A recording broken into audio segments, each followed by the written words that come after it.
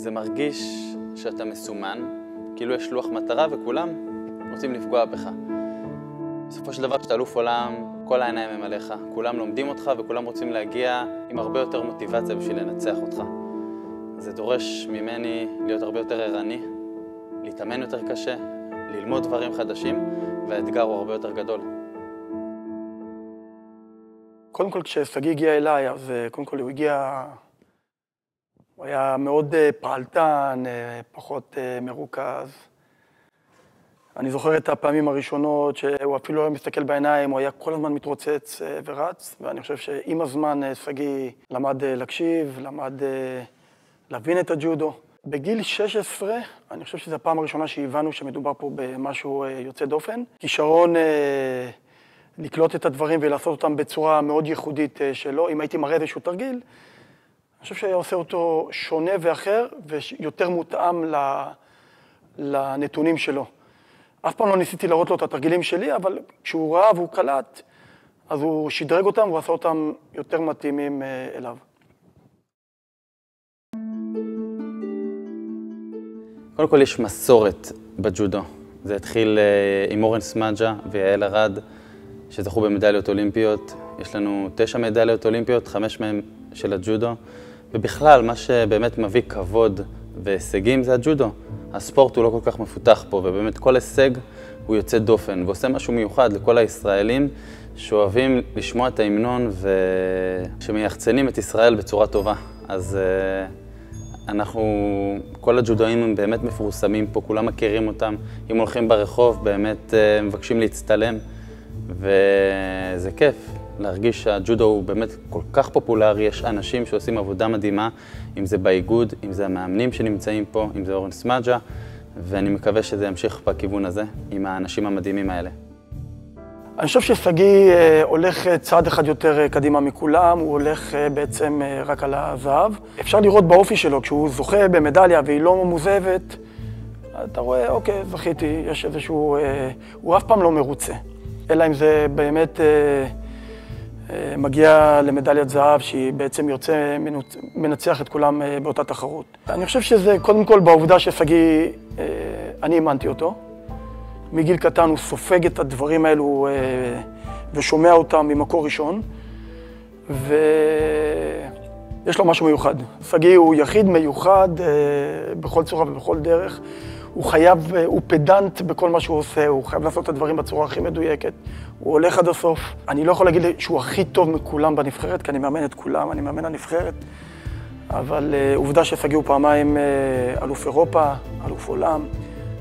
פעם ראשונה שיש לנו אלוף עולם בג'ודו בגברים, וזה מה שמייחד אותו. הוא באמת מיוחד.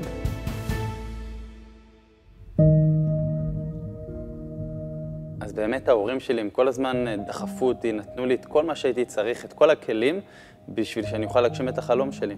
ליוו אותי בכל התחרויות, בכל האימונים, וחינכו אותי את הערכים שאני חושב שהג'ודו הוא חלק מהם.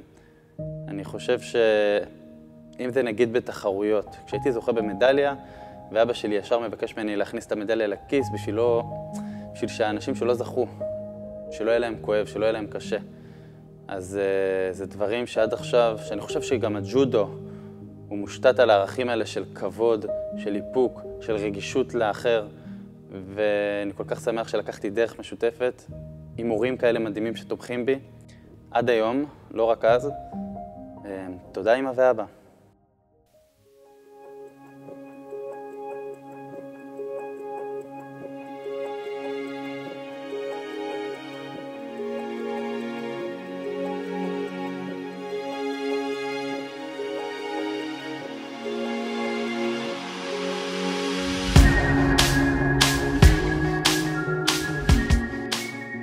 קודם כל, אני יכול לשלוח אפילו תמונה ולראות את המבט של סגי, את רמת הריכוז שהוא היה לפני הקרב, זה פשוט היה מדהים.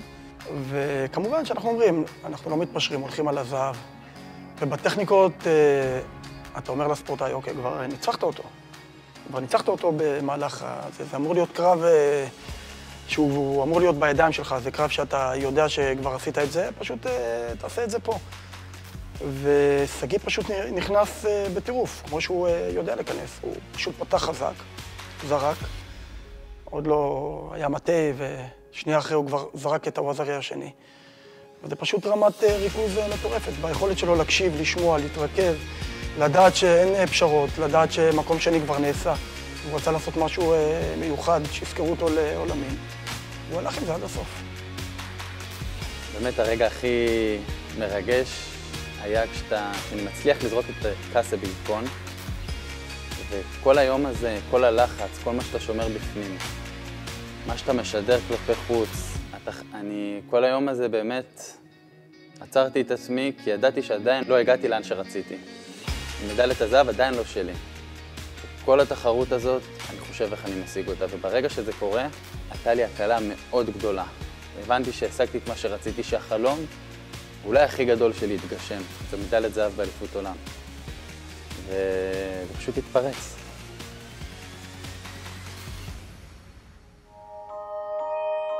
אני מרגיש שאני נמצא היום במקום שזכיתי.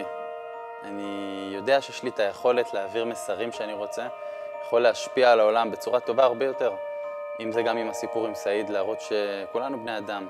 אם זה הסיפור באבו דאבי, להראות את הנורמליזציה בין המדינות. אני מרגיש שמעבר לזה שאני זוכה במדליות בשביל עצמי, בשביל המדינה שלי, אני כן יכול לעשות בעזרת הג'ודו, בעזרת הספורט, את העולם הרבה יותר טוב.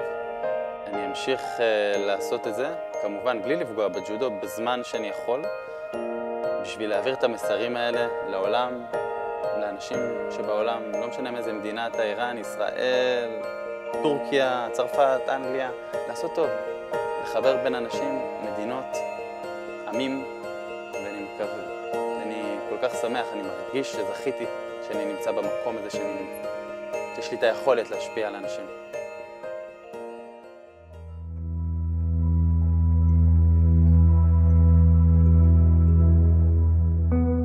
כשיש לך אלוף עולם בנבחרת, אתה כמובן מצפה שהוא ישחזר את ההישג הזה, ובאמת יגיע לאולימפיאדה בצורה הכי אחראית, עם הבנה ברורה שאלוף עולם זה משהו שהוא פחות או יותר צריך להביא לנו מדליה אולימפית. אבל כמו שאני יודע בספורט, שום דבר לא מובטח, שום דבר לא בטוח. הייתי רוצה להיות בעצם אחרי כבר האירוע ולדעת שבעצם שגיא או כל ספורטאי בנבחרת כבר זוכה במדליה. יש לחץ עצום, אנחנו עובדים עם פסיכולוגים, אנחנו עובדים עם כל אנשי מקצוע. אנחנו כבר היינו בסיטואציה הזאת עם שגיא, היינו במצב הזה.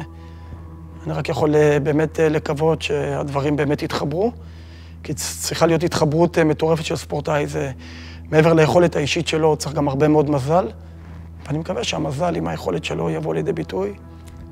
ושגיא יזכה, כמו שאר הספורטאים שאני מאמין שיכולים לזכות במדליה אולימפית.